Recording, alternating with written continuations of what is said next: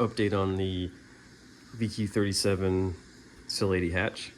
So I have been a little bit behind on some things due to getting sick for a week or so, but now that I'm better, I'm back on with messing with the car. I have been driving it, so I've been just breaking in the clutch. I put a few hundred miles on it, relatively no issues, which is awesome.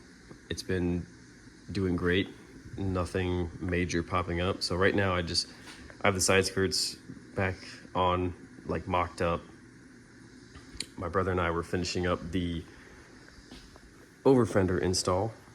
It looks pretty good. I'm pretty happy with how it turned out, you know, especially for a drift car. And on the other side over here, it looks a little bit, not the prettiest, but this is essentially what we did. We used the angle grinder to cut out the upper arch and then cut out that excess piece, and I just made slits, folded it up, and then I stitch welded the pieces, and then I just coated it with some auto body like panel sealer, so that'll keep it from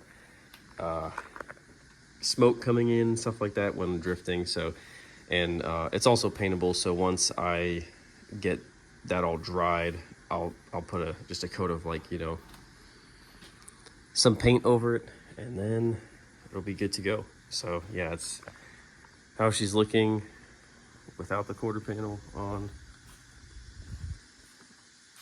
and then with.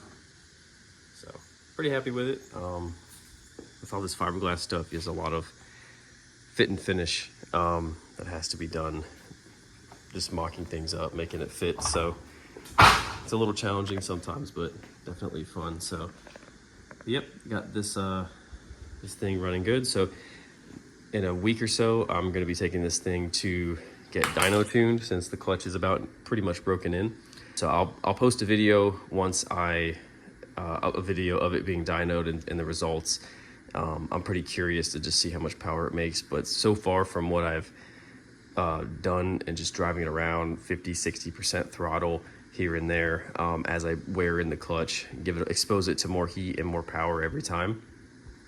It's the car is really fast, so I'm excited to see how much gain it'll get from the dyno tune, and then also just definitely want to take it to like my local drag strip and run some passes and see what it does.